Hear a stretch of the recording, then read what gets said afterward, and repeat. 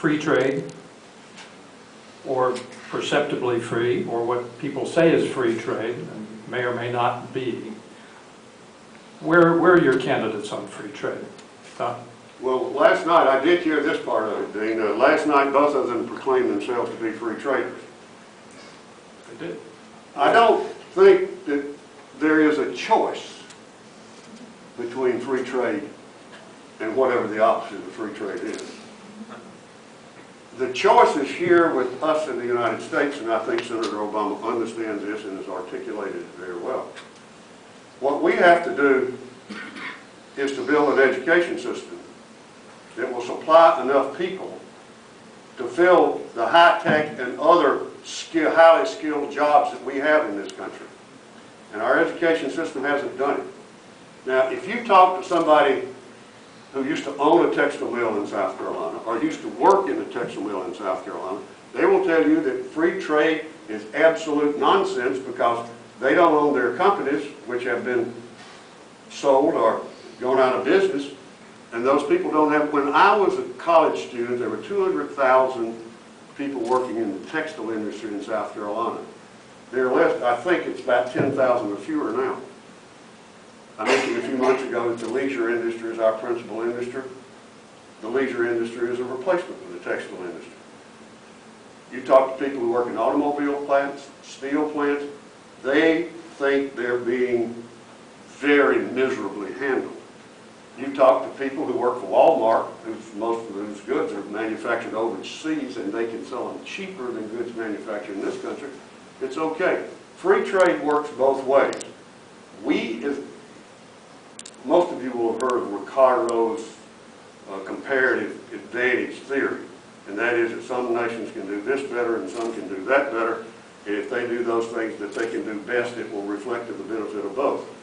I believe that. But we have to face up to the fact that we have an entirely different challenge in education to make sure that our workers and our college students now will have jobs. One last comment. My son lives in San Francisco. His office in Palo Alto. It's high tech.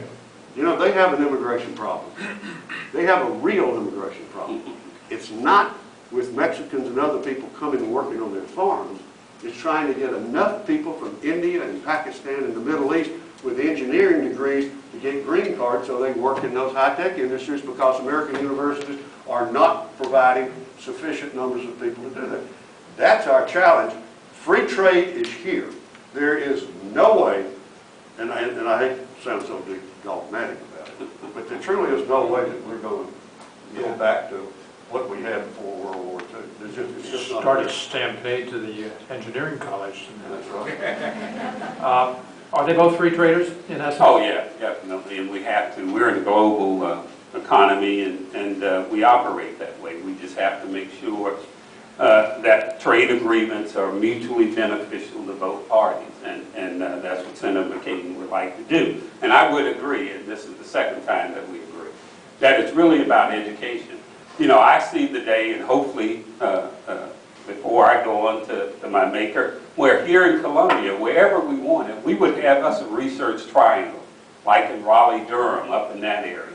Because I think that's what, as we move from textiles, and we knew we were going to do that, I think at the state level, at the federal government level, we really didn't prepare the people to move and train into another industry, and we didn't have those industries here. And we work and we have agreements and we have an office in India, and it's just amazing the talent that we have there, and we can have that here if we focus on it. And we have to go back to primary education on it to upper education. And the office in India is because you can't find the people, or because it's cheaper? It's both, really.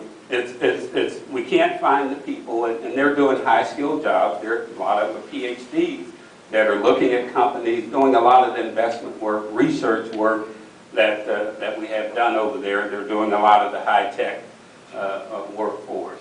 And you're right, but I think at some point with the, for example, in India, as the economy grow and flourish, the wages, I think, are going to equalize at some point, where it won't be as lucrative doing it there, and we're going to have to move it back on shore. So, and that's the day that I hope we're prepared for that. When is that day? I don't know, but it's not going to be long, I think. Well, I'm glad you got to education, because we were going to, and